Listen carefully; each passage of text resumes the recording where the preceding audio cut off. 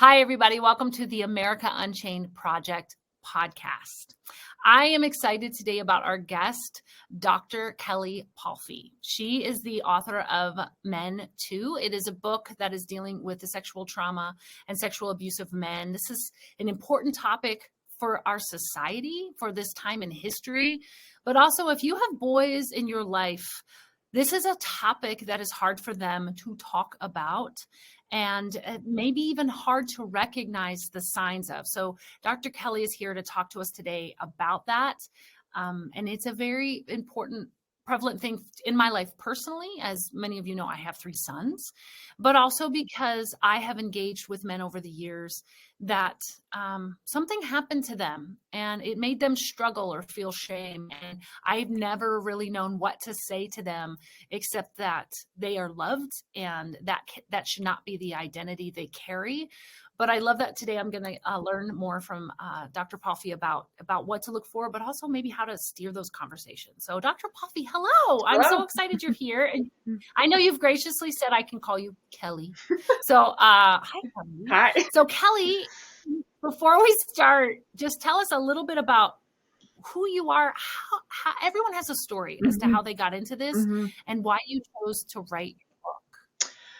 Right. Yeah. Okay. So it's a bit of a story. So prior to becoming a psychologist, I was a Royal Canadian Mounted Police officer. So I did active duty for about 13 and a half years. And I was always drawn to sex crimes.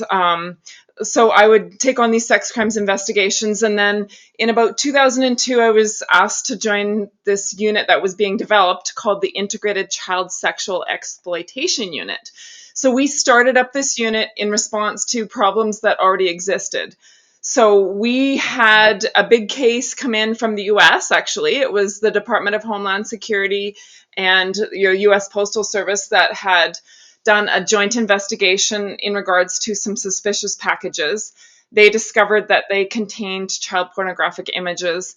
And they, basically did a proper investigation, gained a bunch of credit card numbers of people who had actually purchased these illicit images. So approximately 350 of these purchasers were Canadian.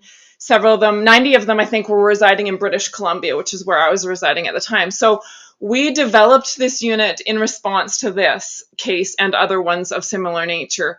And so we had to learn how to investigate these cases. We were starting to teach other agencies how to handle these cases because, of course, we would farm the investigations out to the police in the jurisdiction where the offenders were living. That, and we were also, I was the file coordinator for the RCMP's first sex tourism charge. So that involves where a Canadian travels abroad for the purposes of exploiting a child. So on several of these investigations, I was required to actually review the data, obviously. And I was seeing boys as victims. And to be honest, I was very shocked. And to be brutally honest, I did not initially recognize it as abuse. And I'm very ashamed to admit that, but it's true. Because unfortunately, in these images, the boys are not always. There's difference. I don't want to ever negate the different types of sexual abuse, but oftentimes these boys are seen as willing participants because they're young and they don't know what they're participating in, right? It's not going to bother them until later on in life when they learn what they've done and the meaning behind this. So I initially missed it as abuse.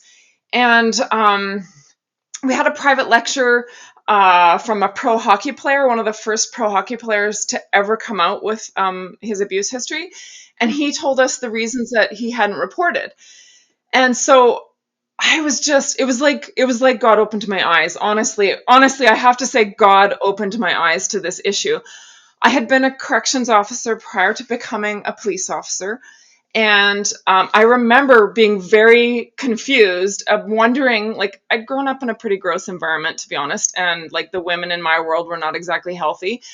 And so I just remember wondering why there were so many men in jail compared to women, because I'd had bad experiences with a lot of women. So I was honestly very confused about this. But when this pro hockey player started talking about why he hadn't talked about it and how he'd turned to drugs and alcohol, the reasons he hadn't told like people that he was being abused, reasons like, his coach was his abuser, and his coach was potentially his means to go pro. And if he'd have reported him, that would have hampered his ability to go pro. He knew he had the skills, and he knew his coach had the means to get him there.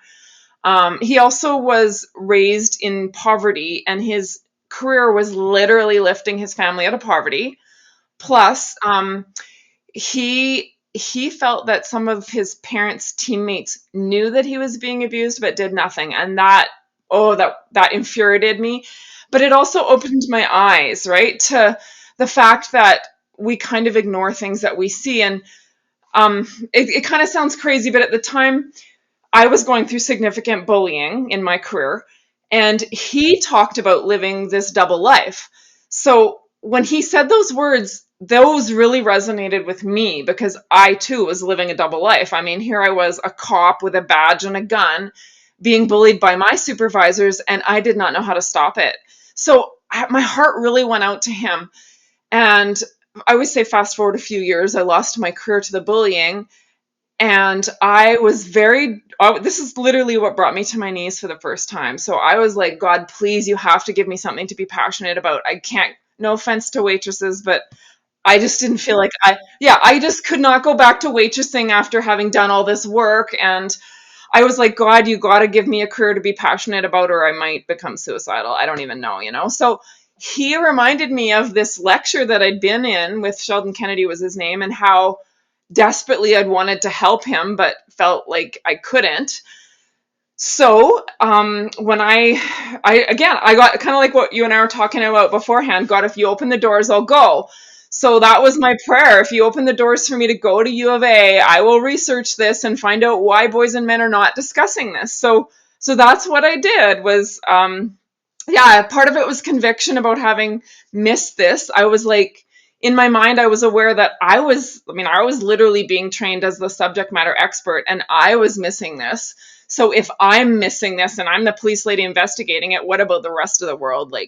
So I was so excited to have the opportunity. So went to U of A and I researched why boys and men do not disclose sexual abuse. And I can tell you there are a lot of reasons that span from when the abuse first begins to their entire lifetime. But that's a whole nother subject, and that's covered in my book if people want to learn about that. But that's how I got interested in this. And it's a crazy God story how he opened the doors for me to go to U of A. As far as I'm concerned, I had no business being there. But anyways, yeah. I mean, he doesn't need someone who's the most qualified. He needs someone who's the most willing, right? Well, and he does it all the time. You're like, wow, why am I? But I think we won't go down this rabbit trail, but what I love about God is he puts you in a place that's a little over your head, so you trust in him at all times. Yeah. Oh yeah. And he's, because if we were like, I got this, I tend to not lean on God at all. If I'm like, I can do this, I'm amazing. Like God's like, well, you're not listening to me anymore. So see you in a minute, see when you come back around. And I'm like, I'm so sorry, I stopped listening to you. Yeah. So going back to this amazing reality check. Like you said, at first you were honest and you said, I did not recognize this as abuse. Yeah. That to me is so key for people. They need to hear this. Yeah. For some reason, we box girls and boys when it comes to sexual abuse in different categories, especially if those boys are teenagers, in my opinion. Yeah. Because they're little boys, we're like, this is defilement, but if they're teenagers, we think somehow they're compliant, that it's a rite of passage. Absolutely. Even if it's by a woman, like how many women have hit on their students, and like for some reason they will convince the student he's complicit and compliant, and because of, like you said, it's a rite of passage. We don't look at it as predatorial or grooming.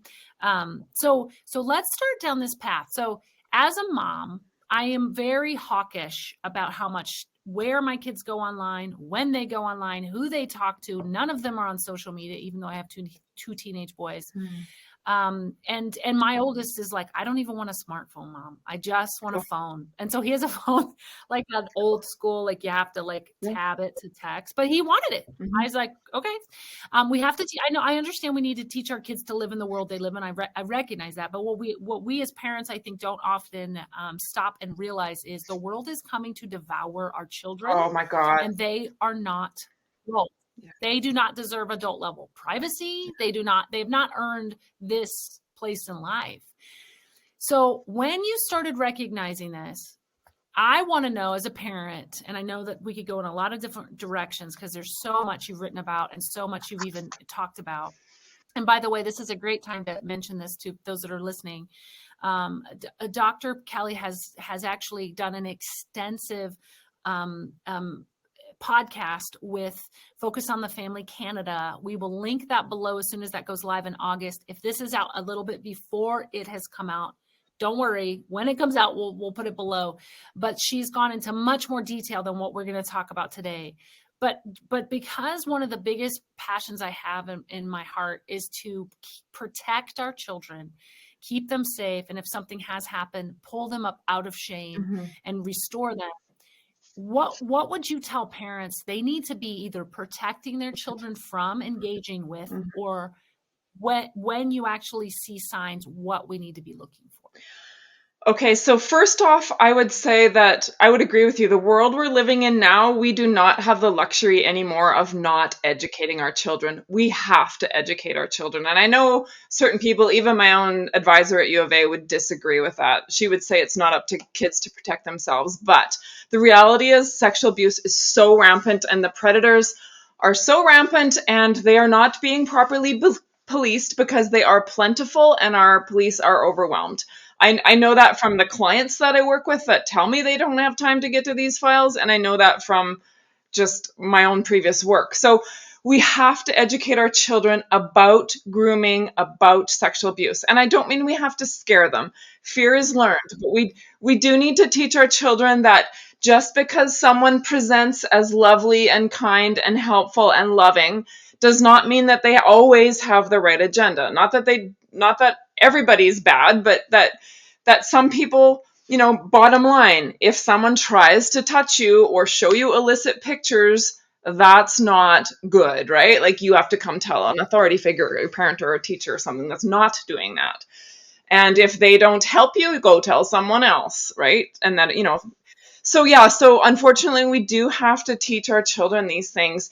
Myself and a colleague have just put out, it's in the process of being loaded. By the time this podcast is up, it will be available. But we've created a book series called the Creating Personal Safety series, which is a 3-part book series so that, parents struggling with like, what do I say to my children about grooming, about sexual abuse, specifically male sexual abuse, you can just read your children these books. So, and it has lists of what we feel is an appropriate, like age appropriate way to teach your children about abuse without scaring the crap out of them. So yeah, because this is that's a very key thing is we don't. The whole stranger danger thing, I've mentioned this on different podcasts. I've done, not this one, but I never taught my kids to fear other people. But what I always taught them to do was ask permission. You cannot go anywhere without permission. You cannot do this without permission. You must ask mom and dad. You can't cross the street. You can't go talk to neighbor Joe, who we had a great relationship with. My son it was so ingrained in his mind. Like he would be like, Mom, like he would have to come get me. And so there were a couple of times, and it was rare that I told him no, but most of the time I just needed to know where he was. So it was the same outcome. But without instilling fear in him of his neighborhood, of his neighbors. Sure. I think I think you hit it on the head. There's an age appropriate level. I have a 15-year-old, a 13-year-old, and a 9-year-old. I am not going to present the same information the same way to my 9-year-old that my 15-year-old is able to listen to. He was actually even watching a clean a documentary with me the other day. He's 15. And it got to a point where, because of my background in this, I wasn't creeped out at all. But I always tell my kids, listen, you're not me. And if something's bothering you, you have every right to say, Mom, I don't want to watch this part. Cool. And in hindsight, it made sense. Yeah. He hadn't been exposed to some stuff. And he said, Mom, I don't want to watch this part. And I was like, good.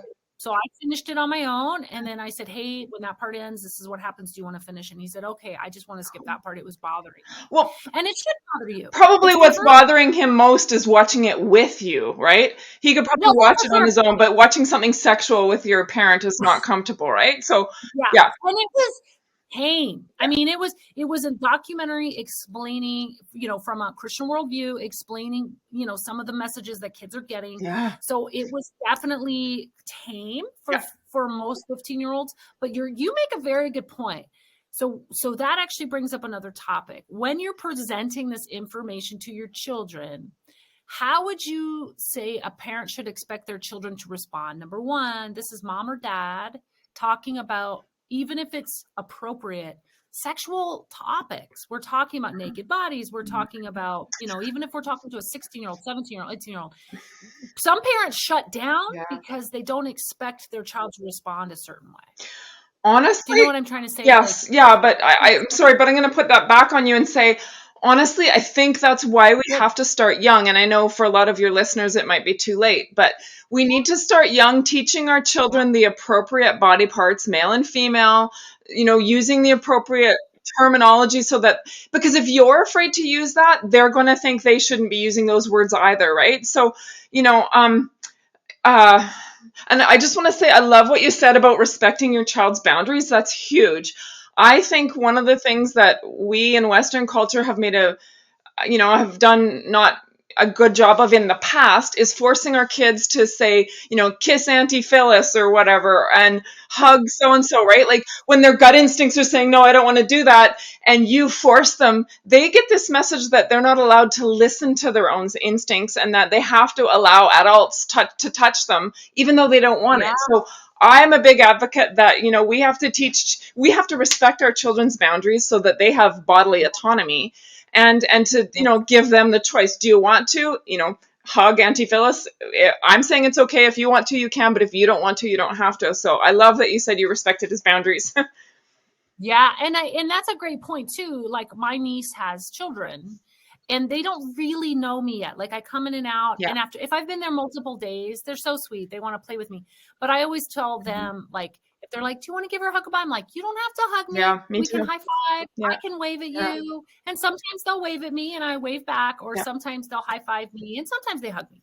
But I agree with you. I think I would never want a child to dread me because I'm being forced on them, even though I know I'm a safe person. They don't know me well enough to know I'm a safe person. And some kids are far less physical than other kids, and they aren't affectionate naturally. And that's a boundary you're forcing to break with them. And so I love that you mentioned that, because I think as parents, if we're a touchy-feely person, we don't understand why our child wouldn't follow suit or you're afraid. Let's be fair. As parents, we're like, well, I don't want grandma to be offended. I don't want Auntie Phyllis to be mad at me. Get over it. This is your child. They have their own say in the body, and we need to make them feel like they can say what they don't want. Well, the other thing is that they may have information that you don't have. For example, grandpa touched me in a weird way, right? I wasn't so comfortable with that. So, right? Absolutely. Yeah. So, like my grandpa used to give noogies. Yeah. And I know it's not sexual, but I hated it. And because he would grab me and force me to and I don't know why he did it. It's weird on hindsight, but it made me not want to touch him. Yeah. And I think you're 100% right. There are things that kids pick up on or that may have been done, God forbid, to them that you aren't aware of. And if there's a boundary being broken, you need to, you don't need to grill your child, but you should never shame them into physical touch. That's like you said, that's setting them up for potential abuse, or at least putting them in harm's way down the road, potentially, if we don't let them draw boundaries that are strict. Yeah. So that actually is a good, well, finish what you were going to say. I apologize. No, I was just going to say, may I use that as a segue into what we've kind of wanted to talk about? Because, you know, you said like even the noogies, right? So like you mentioned before, I mean, yes, stranger danger is still something we need to be aware of, but 94% of sexual abuse happens by someone that the parent and or the child or both know and love. So like when you mentioned those noogies, right? Offenders have a process that they typically go through, a grooming process that they go through typically before they offend against a child, right? So part of that process will include, well, first off, they groom themselves by putting themselves in, you know, educating themselves, getting themselves into a situation where they will have unfettered access to children. Unfortunately, that's the case. That's the reality. So they'll go get the degree that they need to so that they can be a teacher or a coach or whatever, right? That's the reality. They will put themselves in that situation. So that's stage one. They groom themselves. Stage two, they groom the parent. So they will befriend the parent. They will fill a need. They will win the parent's trust, establish a relationship. Step three, they win the trust and affection of the child. During that initial phase, before any sexual abuse ever takes place, they will establish non-sexual physical touch. So they will roughhouse with the kids, tickle them, give them noogies, wrestle, teach them how to subdue other children, play tackle football, often in front of the parent so that it is deemed that that physical touch between the two of them is acceptable. Now, I know that can be very confusing because, you know, lots of, like a majority of the people in your child's world hopefully will be non-offending people. But we have to be aware that the people that we want to kind of watch out for are often the ones that it seems either too good to be true, or, you know, maybe you feel like you're doing them a favor or something like that, right? Maybe you got a red flag, maybe not, but if you do, please do not ignore warning signs that you might feel. So one thing that we want to be really cautious about as far as protecting our children is anytime an adult is trying to get alone time with your child. So let's say they've got tickets to a hockey game in a different city and they've only got one extra ones and they're willing to take your child. Ding, ding, ding, ding, ding, red flag to me, right? Like, now you're going to be alone in a hotel room with my son? Not happening. I don't care how great of a relationship or how wonderful of a person, that is the process. And to me, that is just too high of a risk, whether they're family or not. You know, I mean, like in my book, a lot of my participants, at least half of them were abused by a biological relative. Oh, and that's the challenge. That's the challenge people have with this truth. Mm-hmm. If a child is sexually abused, you probably know them. Oh, yeah. And that is something parents, it is so difficult. I knew a girl growing up, a wonderful girl. She was younger than me in my youth group, just a delightful, delightful girl.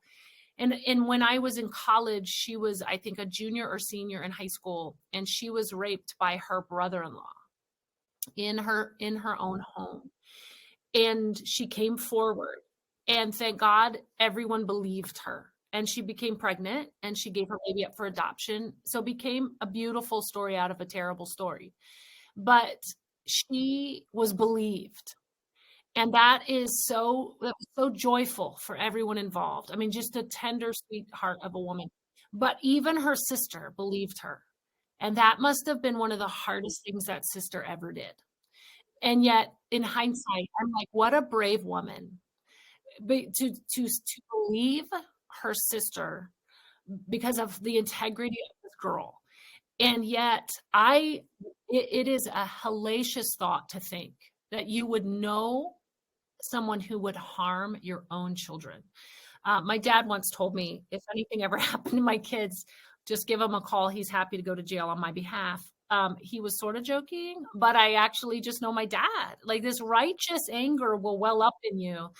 And yet, this is someone you've probably had a relationship with for a really long time. That aside, though, because that's a conversation unto itself, like why these sicko predators would prey on such innocence. if your child, for whatever reason, what would you say to parents to be looking for? Let's say a parent is listening and they're saying, well, I don't really have anybody who's hanging out with my kids and I'm not paying attention that I know of, or should I suspect people in my life? We don't want to suspect falsely people in our life. We understand that that's a fear thing. And yet, what would you say parents have got to watch for as far as signs from their child that something is wrong? Different things at different ages. Like oftentimes in the very young children, they'll be talking about a tummy ache all the time, or because they're upset and they don't understand like the emotional implications. Or kids that can't sleep, or kids that are regressing, like were potty trained and now they're wetting the bed. The child that's falling asleep in class sometimes. Honestly, sometimes kids that are diagnosed with learning disabilities or ADHD or ODD, these are often manifestations of the trauma versus the actual versus what they've been diagnosed with. So sometimes it's the class clown because, to be the class clown is easier than to say admit I'm not following because I'm so distracted by my own trauma that I don't understand what's going on, because because if a child's abused early in life, they may not learn how to self-regulate. They may not, they won't be able to pay attention in class because they're so distracted by nightmares or daytime flashes of, they're just dissociated basically. So that can cause a child to fall behind academically. Um, Unfortunately, there is no like one tell or anything like that. Like several of the participants in my book were A students that were like high level athletes, because it's crazy, but the one in my research said, I just knew that if I wanted to have a better life, he was being abused by his mother. And he said, I knew if I wanted to have a better life for myself, I had to do well in school because that was my only ticket out. Right. And he was meaning I have to make it through college. So he in his own mind knew he had to suffer this because, I mean, one thing, so just sorry, I'll segue just for a second, then I'll get back to it. But like boys often fear that they're not going to be believed. So lots of times, females feel that they will always have that support because it's pretty common knowledge that females get sexually abused. But it is still a bit of a taboo in society for boys to admit that they've been victimized, or for people to recognize sexual abuse as sexual abuse, because like we mentioned earlier, it's seen more as a rite of passage, as a coming of age. Even their own friends, if they were to disclose to them, might say, oh, you're lucky, versus, oh, I'm sorry that happened to you, right? They get treated very differently by society, but also by the offender, which is a whole nother segue. But other warning signs that you might want to watch for is like I say, kids that can't pay attention in school, kids that are falling asleep in class, bruises, that kind of stuff, kids without changes of clothes. But I mean, like, we're not necessarily talking that children have to come from a lower socioeconomic status to be abused. That's not the case. All children have needs. So unfortunately, offenders will look to fill any void. So if, for example, children that are more vulnerable, like those without a father at home or moms working 3 jobs, yes, they are more vulnerable, maybe more situated so that they rely more heavily on other resources where offenders will obviously make themselves be available as a resource. But the reality is any kid from any socioeconomic status can be abused, right? Um, yeah, in teenagers, I would actually watch for sudden and drastic changes in behavior. Now, oftentimes these are kind of chalked up as like, oh, they're turning into a teenager, but that doesn't necessarily happen overnight. So when young boys or girls all of a sudden go from being like, attending Christian youth group, wanting to hang out with parents, to not wanting anything to do with their parents, to experimenting with drugs and alcohol and that kind of stuff, those are huge warning signs or red flags to me. Often offenders will introduce them to substances. They will introduce them to pornography. With boys, they often offer to teach them how to masturbate, or they often teach them about masturbation. So I think it's very important that parents teach their boys, especially, about masturbation, that it's a solo sport. You can say we prefer you don't do this, but offenders will often, they kind of they kind of treat it like the forbidden fruit, like, did God really say that you're going to die, or will you be like him? So offenders will kind of say, look, everybody does this. This is what men do. Your parents just don't want you to know how. But the offenders will treat young boys as if they're older than they are. So that's another red flag to watch for, as if, and you may not necessarily see this, but offenders of teenage boys, for example, will try to introduce them to more masculine principles than are age appropriate. Maybe even introducing them to alcohol, drugs, driving, pornography, ask them what they know about sex, and then offer to teach them, that kind of thing. So oftentimes these boys have done things that they know their parents would not allow. So the offender will kind of throw that back on them and say, you can't tell your mom and dad, because if you do, we'll both get in trouble. So, or they'll make threats, like, threaten to either start abusing the younger sibling, threaten to, wreck dad's reputation, that kind of thing. So it's crazy the way offenders will use threats. But, so the other warning sign out of that would be unexplained anger, right? Like, your teenagers walking around with a chip on their shoulder. Why? I mean, many teens can make it through their teenage years and still experience all the hormonal changes without having this huge chip on their shoulder. So if your teenager is refusing to talk to you or pushing you away, because especially, teenagers who've done something they know they could be in trouble for, or that they don't want to talk about, they will distance themselves from those that they're closest to because they don't want to accidentally disclose. Right? And So, that's because they don't want the shame of it, shame, or the threat, or yeah, whatever, or yeah, they don't want that. What you and I know are normally completely hollow threats. yeah, They don't know that. yeah, They don't absolutely. know the fact of addiction. And so they are afraid they're going to start this snowball. Yeah. It's like with any other human trafficking thing I've ever learned, there's always an innocent, meaning like the threat of an innocent. If they Absolutely. Yeah. themselves will take it and say, Mhm. I'm oversimplifying, but if they are willing to take the hit, so to speak, Yes. and come forward, Mm.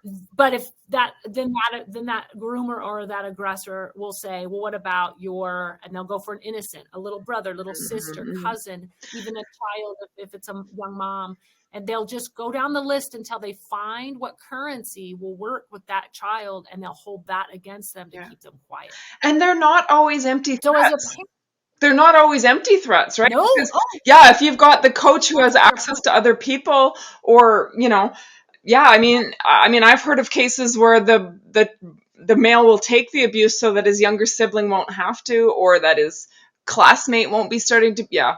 So oftentimes Yeah, boys, or they want to stay on the team. sorry? They don't want to be pulled from the team.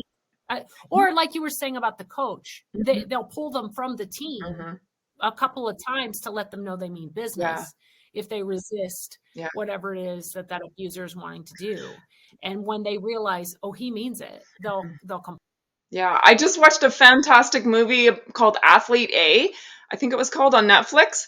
And it was such a great, I mean, it's against a female, but it was such a great, just sort of example of how prolific and how sheltered a lot of the offenders are, because that story is about a doctor who was the team doctor for all the Olympic athletes, the young girls. But I mean, he was touching them all and telling them that it was physiotherapy, right? And they believed it until one of them said, hey, feels kind of weird. This is odd. Does he do this to you? Oh yeah, he does it to me. So she didn't say anything for a while yet, but like, and he'd been getting away with it for years.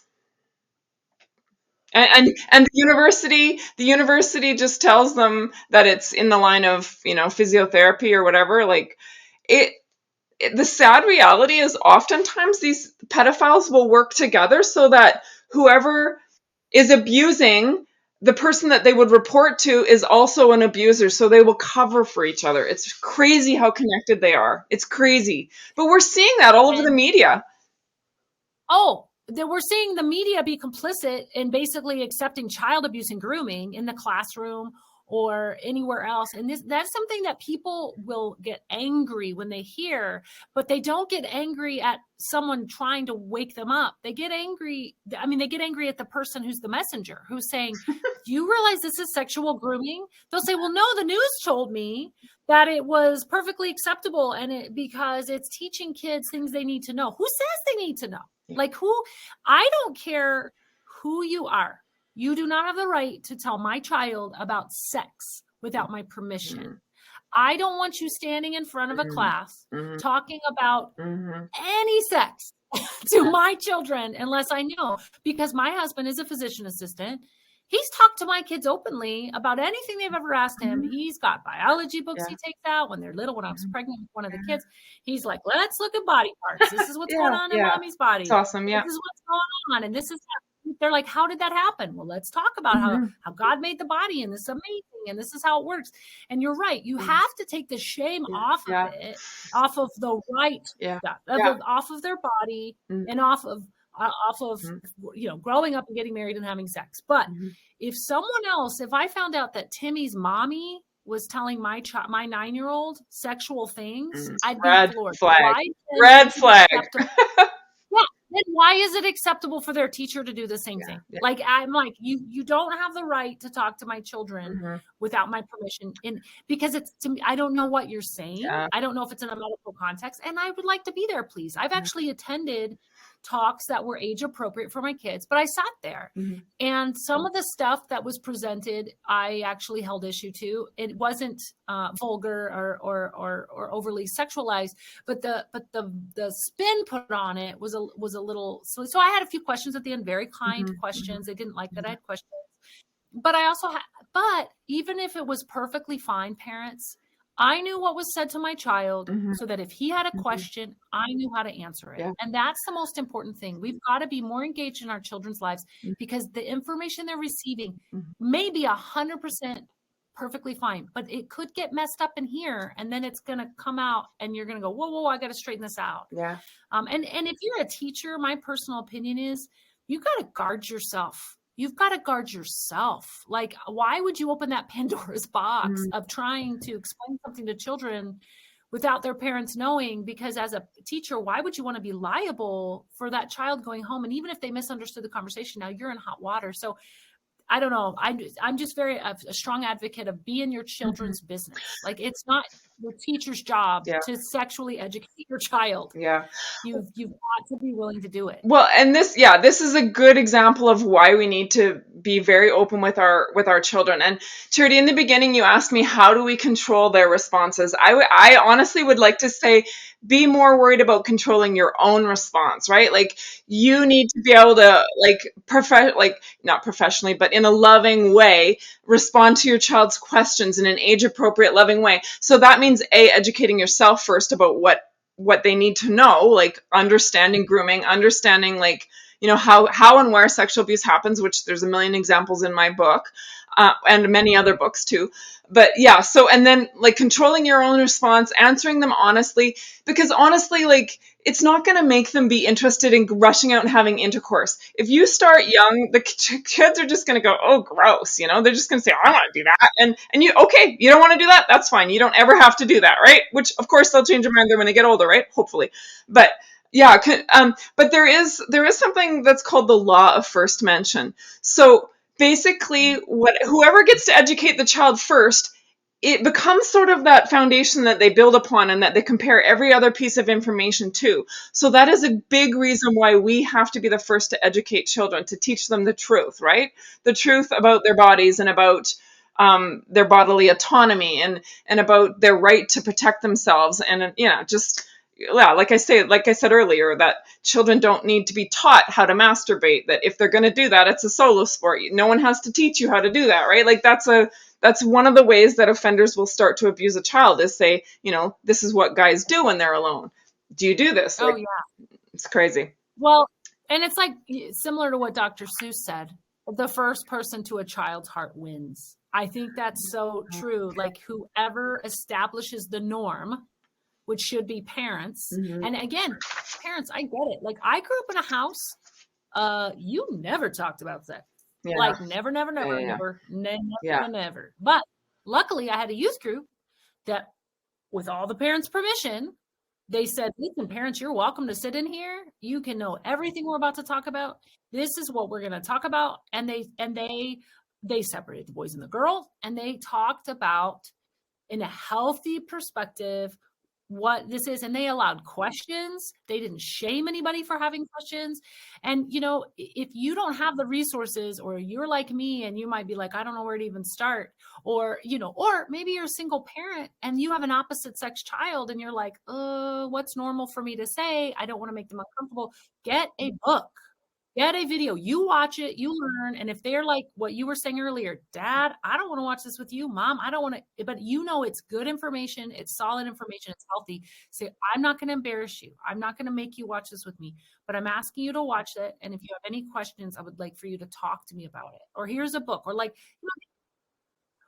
oh, absolutely.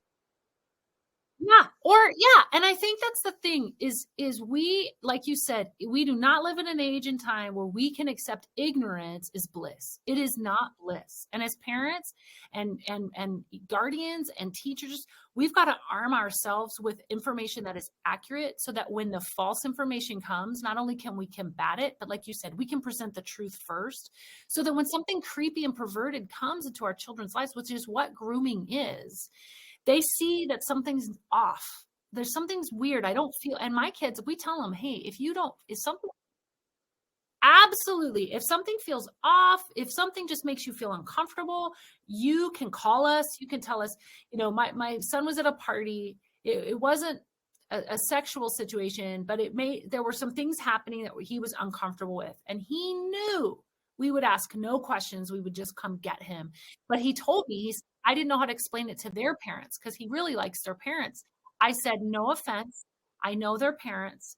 They might be bummed that you left, but they would want their son to do the same thing. And they would never question you needing to leave. I think parents, we need to make an open door for kids where they know there's no punishment, there's no shame. And any kid in your house, like, God forbid a kid come to me and confess some creepy stuff, because they need to know I'm going to tell mom and dad. I mean, unless mom and dad, unfortunately, are the unhealthy people. Which happens. It Which happens. does happen. Like you said, control your response. Like listen, support, believe, support. Yeah. Well, phone a friend. Do whatever you got to do to get the resources, but get the resources. Yeah, and there are tons of resources listed in my book. Like, sometimes, we've touched on a lot of things, but if you need more information about that subject, or if you need more information about how to talk to your kids, or how to support them, or the messages not to send, you said in earlier, like, about, making sure that you never want to send the message to your children that we don't talk about sex in this family, right? Because if they are sexually abused, they think I can't tell my parents I did something wrong. Yeah, absolutely. So last question, I know we're wrapping up. So first, again, everyone watching, I will list her, Dr. Kelli's book, as well as her link to her series with Focus on the Family Canada. And once I have the information on this wonderful book for parents, for kids, I'm going to get one. I know you said it sounds like they're age appropriate and listed out. But I guess we'll end with one last question. If you could tell parents one piece of advice on how to safeguard their kids, what would it be? Watch out for the situation that seems too good to be true, to be honest, and do not ignore your own red flags. So there's something called willful blindness, and I talk about this in detail in my book, and there's actually another book called Willful Blindness that I would recommend reading, which is listed in my book. But it's this concept where you get this quick glimpse of something that looks like it might not be quite right, and then we kind of do this where we go, I can't believe I thought that, right? But those are the instincts. Those are the times that we should not be doing that. That's when we should be going, okay, what was that I thought I saw? Or what basically our brains, we have gut instinct, right? Our guts are able to pick up on information that our brains cannot process as fast as our gut response does. So we cannot ignore those gut responses. And we have to teach our children the same. Do not ignore your gut responses. Trust your guts. Like 85% of the time, our gut responses are actually accurate. So that would be my big piece of advice, is do not ignore your gut instinct. And watch out for, there's a great book I love, and I don't expect people to read it. And you know, I'm going to be rewriting my book hopefully in the next year or two to include information from this book, but it's about predators, and it's a heavy read.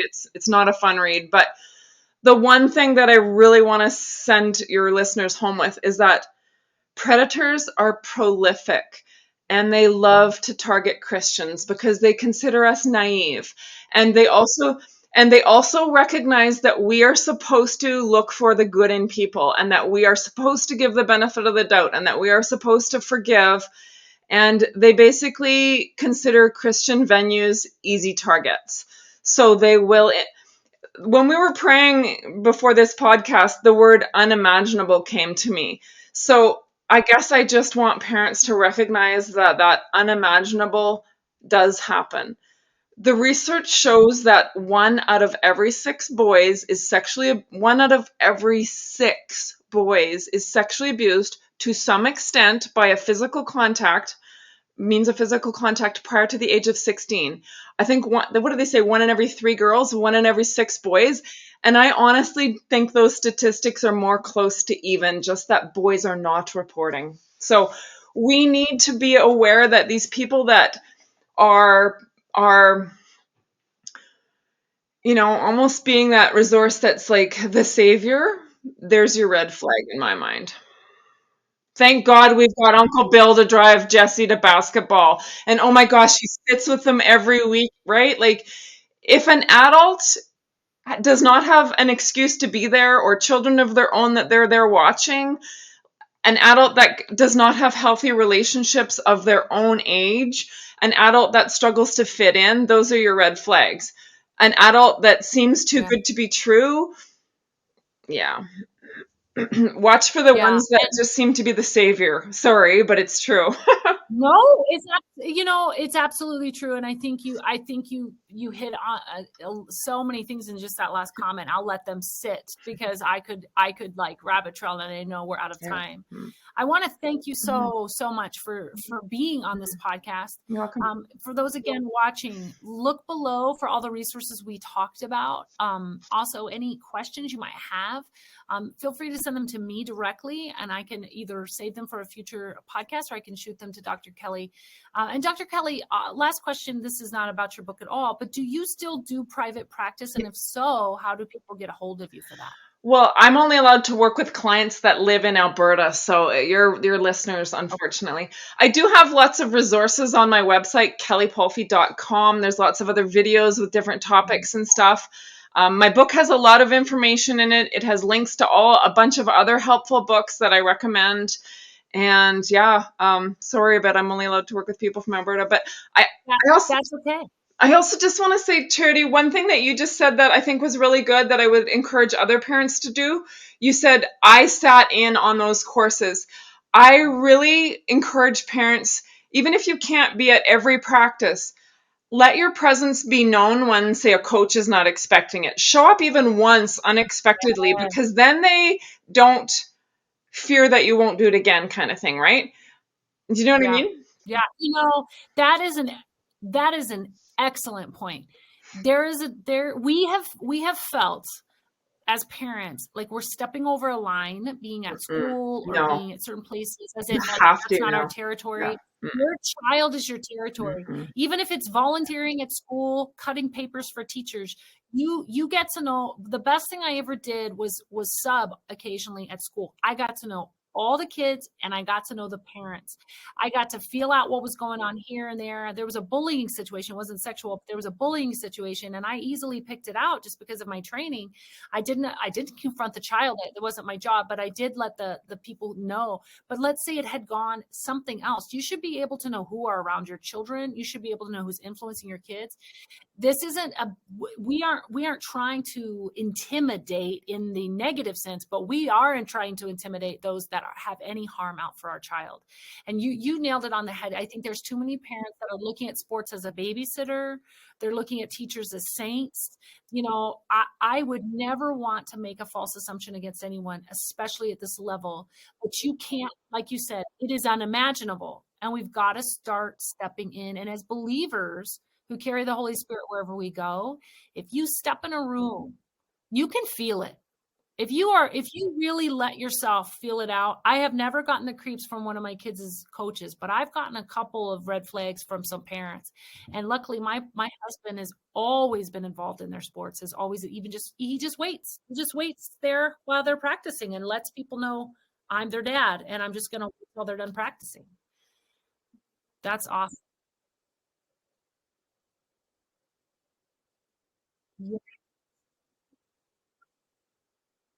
Yes. What movies did you watch? What did you do online? I mean, we all know that there's gaming online, there's platforms, there's soft porn, there's hard, like, my son has always been very open. It was never sexual, but there was a couple things some kids engaged in, and they were on an online gaming platform, and they were, again, it wasn't sexual, but he was like, you can't do that. Like, you can't, they were engaging with older kids, and they were just doing, some people will just roll their eyes and say, that's kids. But like, it was a breach of confidence that my son had with his friend. And he's like, no, I'm done. And he's never gone there since. It could be the start of, but I heard, but the grooming process often lasts for a very long time. So that could have been the start of something, right? May I just speak to that really quickly? Like, often, oh my gosh. Again, an offender is going to test the child. So you said your words were, it wasn't sexual. Okay, yes, it wasn't sexual, but if it was something that they're not allowed to do, the offender will typically have the child engage in something they're not allowed to do and then wait. Because what they're doing is they're establishing the loyalty between them. Did they go and tell their parents, right? So they're testing the child. They're testing whether or not that child's going to rush and tell their parents what they're doing. Yeah. My gosh, that is so. See, I just was like, wait, this is making me look at several things different. And my kids don't game online, but so many parents I know do. They let their kids just play with strangers online. It's like a baby's, this is going to sound rude and I don't know how else to put it, but we've got to stop depending on strangers and technology to babysit our children. Absolutely. It's time to be a parent. And we don't live, this is not 1982, even though there were predators then. I get it. This is way worse. It's way worse. Era. I mean, it's way more pervasive. Like, there's the LGBTQ plus. A lot of people are wanting that plus to be pedophilia. That's ridiculous. That should be an accepted sexual. And people think we're making that up. No. And I'm like, you guys, in the field you work in and when I interview people, because I do work in this field, I do work in a different position. I'm listening to people like you, but I have known people who all over the gamut professionally who work in this arena say that is not fake. They're trying to normalize pedophilia. Absolutely. That is the direction they're taking. And it's getting worse and worse and worse. And these kids, so that these predators can basically have a green light. I've heard that from so many people of different faiths, different belief systems, different professions. They have all told me that.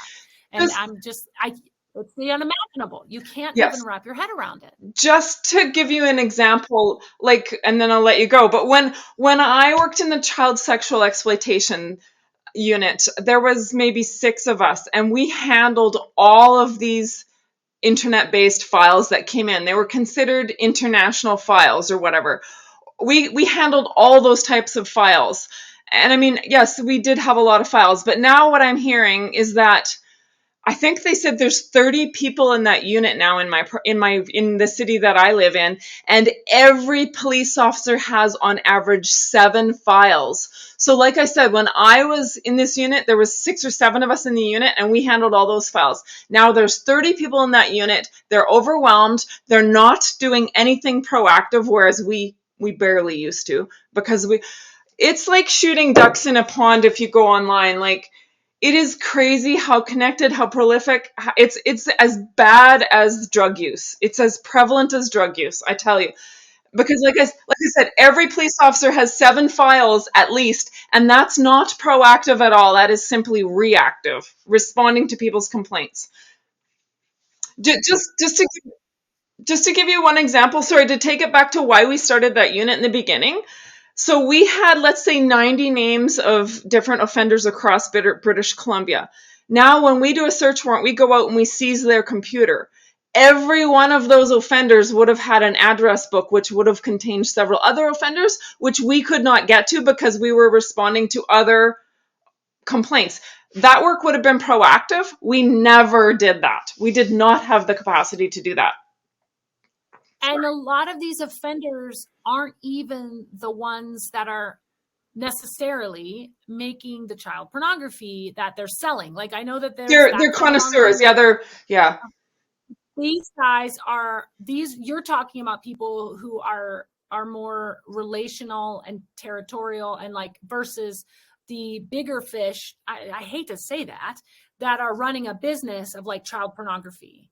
I mean, I'm not saying they're not involved in child pornography, but there's like tiers of this, you know, because a lot of kids, like you said, these are probably mostly people who have had personal contact with these children versus online only contact. Is that right?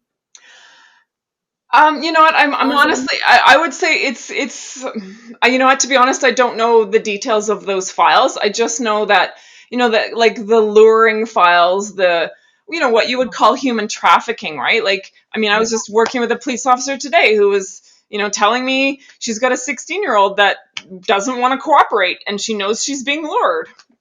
She's sending a list of pictures of herself. Yeah. Yeah, and you know, they're being exploited. Like, I have a whole training, which most of users know it's free. It's for parents about online grooming. What is exploitation? What is all these things how do they get to your kid? I think what we're seeing is it's not that law enforcement doesn't care. It's that law enforcement is overwhelmed. Oh yeah, and for parents sure. Yeah. got to start taking this seriously and not assuming it won't happen to their child because their child is right over there on the couch with the tablet or in their room with their cell phone. I tell them all the time, I'm like, if you think your child is safe sitting on their bed with their cell phone because they're physically in your house, you're fools. You're fools. And you've got to wake up and realize that these predators, it is their full-time job and obsession. Yes, absolutely. They put everything they have into gaining access. And just to take that one step further, Charity, I've worked with clients who are actually sexually abused right in their parents' presence. So, for example, family friend is over watching movies with everybody and cuddling under a blanket with, you know, different kid every night, sexually abusing every one of them underneath that blanket right in front of their parents, like molesting, like, yeah, fondling them. Yeah.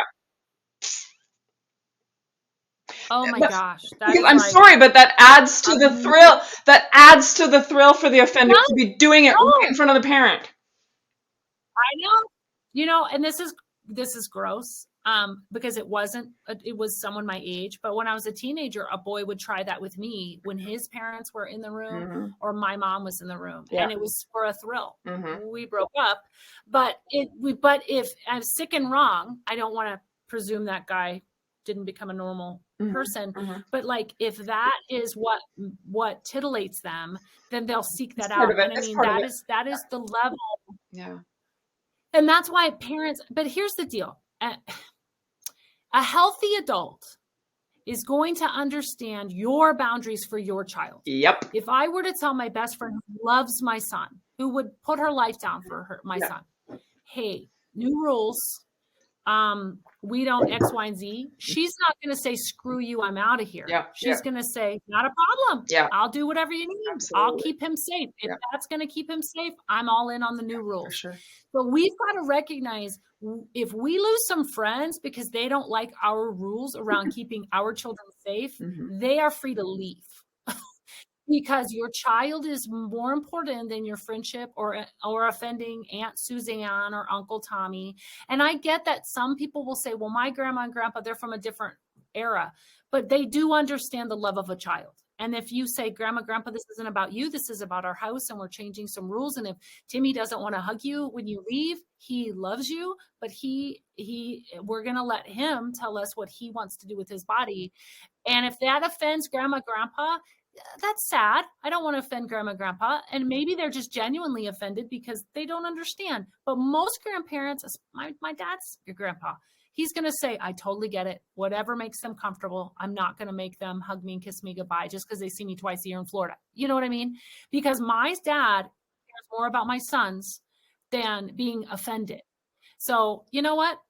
If so be it. There's the door. I love you, but see you later. Because even if they were ever to have hurt your child, they should understand they love this kid more than their own whatever, you know. This has been wonderful, and I'm excited. I'm excited to get the books that you said are coming out. And if you are someone who's listening that has experienced sexual trauma, we want to say there is healing for you, and there's hope, and there's understanding. And although Dr. Kelli, unless you live near her, she can't see you, please don't hesitate to put a comment below or to reach out and ask, who can I talk to? I actually know people locally, but again, I understand you, even with telemed, you do have to be within a certain district. There are counselors, there are survivors, there are people who want you to know this isn't your identity. And you can be free of the shame if someone has ever tried to shame you. And we just want you to know you're loved. And if you're a teenager or a parent who has any suspicions of something, please feel free to reach out for us or local law enforcement, depending on. Get support. If you're scared to take action alone, get support. But take action. Absolutely. Absolutely. We all know that friend or that, you know what I mean?